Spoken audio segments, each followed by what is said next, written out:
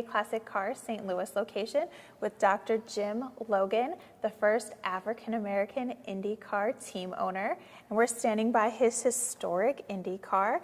Thank you so much for joining us today. Okay, thanks for having me over. Appreciate it. So can you tell us a little about this car, about the legacy of it?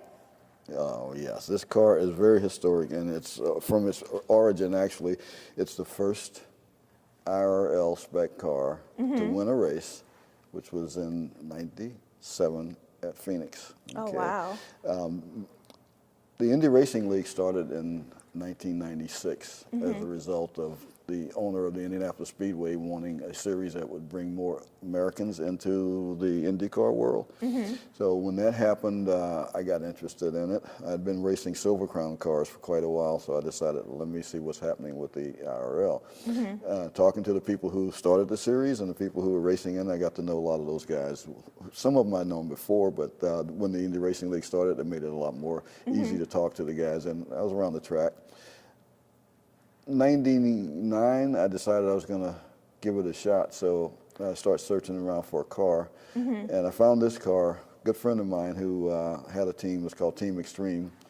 He now works, has been working for Andretti, but anyway, I bought this car, and we became the first solely owned African American Indy Car team in history, and we raced for half the season in 2000. We started at the Indy 500, but lots of things were going on there, and we didn't get a chance to qualify for the 500. So we moved to the next race, which was in Texas in June 11th, 2000. So that's when we made the actual history of having the car on the track with the full team and everything going together. So that was the really origins. Cool. And then you were telling me you had a very diverse team that actually included females. Can you tell us a little bit more about that? That was so cool.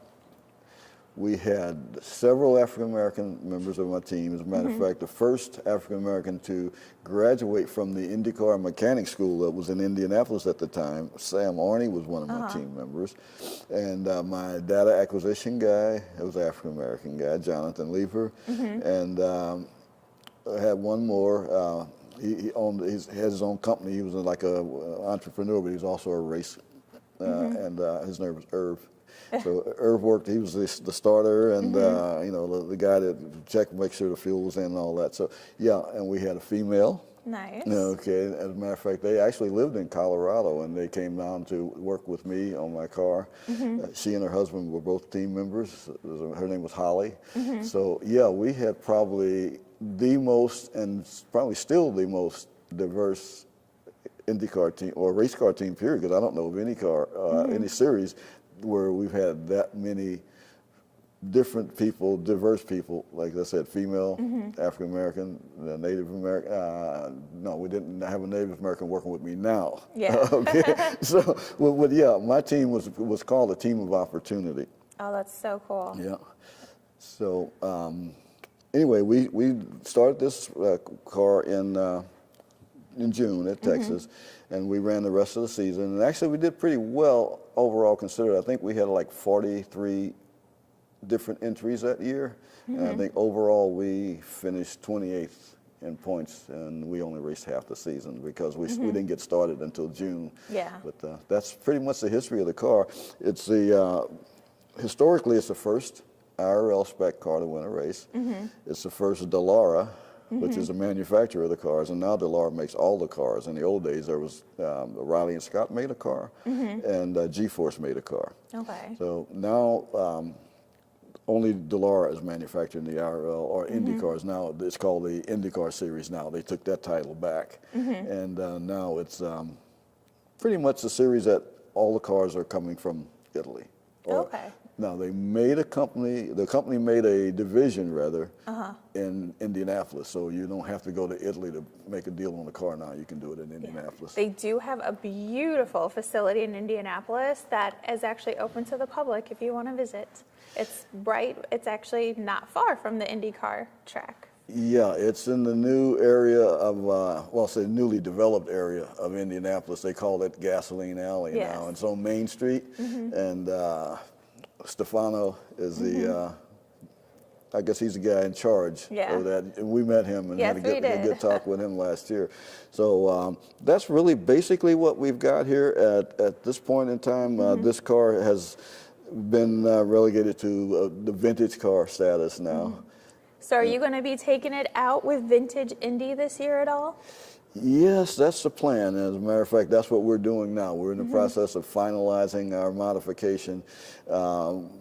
We put a small block Chevy engine in this car, and that's historic too because it's the first race car engine that I built or had built when I was racing Silver Crown cars back in 1993. Oh, wow. So this engine now, the first Silver Crown car engine that was owned by an African American team is going in the first Indy car.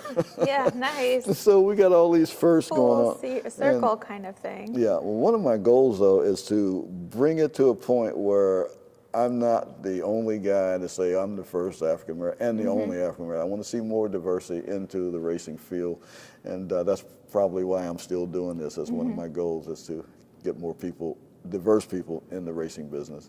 That is a really good goal to have because it's starting to kind of diversify, but definitely not at the speed everybody was hoping to see it.